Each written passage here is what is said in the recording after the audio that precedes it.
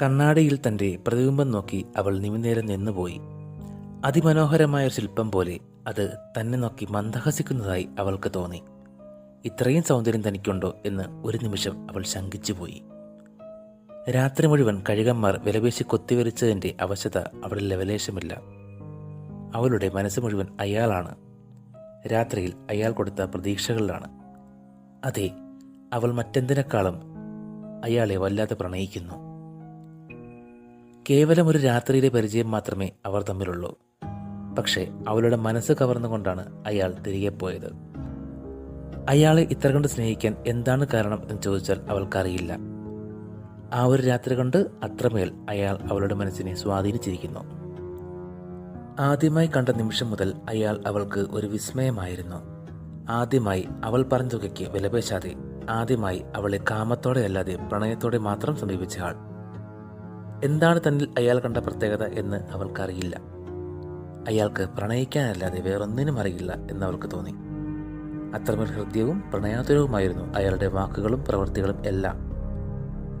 തന്നെ ഉപയോഗിക്കുന്നതിന് പകരം തന്നെക്കുറിച്ച് മനസ്സിലാക്കാനാണ് അയാൾക്ക് താല്പര്യം എന്നവൾക്ക് തോന്നി. സ്ത്രീയായി ജീവിക്കാൻ തീരുമാനിച്ച അന്നു മുതലുള്ള ഒറ്റപ്പെടൽ മുഴുവൻ അവൾക്ക് ഒരു രാത്രി കൊണ്ട് ഇല്ലാതായിരിക്കുന്നു. അവളും അയാളെ വല്ലാതെ അങ്ങ് പ്രണയിച്ചുപോയി. അതിരാവിലെ ഫോണിൽ വിളിച്ചുണർത്തി ക്ഷേത്രത്തിൽ വരുവാൻ പറഞ്ഞ നിമിഷം മുതൽ അവൾ ആകെ പരവേശത്തിലായിരുന്നു. വീട് പൂട്ടാൻ മറന്നുപോയോ എന്ന് ചിന്തിക്കാൻ പോലും അവളുടെ മനസ്സിന് സമയമില്ലായിരുന്നു. എത്രയും വേഗം അയാളെ കാണണം. ആ കൈകൾ മുറുകെ പിടിച്ചുകൊണ്ട് ആ നെഞ്ചിൽ തല താഴ്ച്ചു എല്ലാം മറന്നിരിക്കണം. അത് മാത്രമായിരുന്നു അവളുടെ ചിന്ത. പലവിധ ചിന്തകളാൽ മുഴുകിയിരുന്ന അവൾ എങ്ങനെയൊക്കെയോ ബസ്സിൽ കയറി ലക്ഷ്യസ്ഥാനത്ത് എത്തിച്ചേർന്നു. ചുറ്റമ്പലത്തിന് വഴിയുള്ള ആൽത്തറയിൽ അയാളുടെ വരവിനായി അക്ഷമയോടെ അവൾ കാത്തിരിക്കുവാൻ തുടങ്ങി.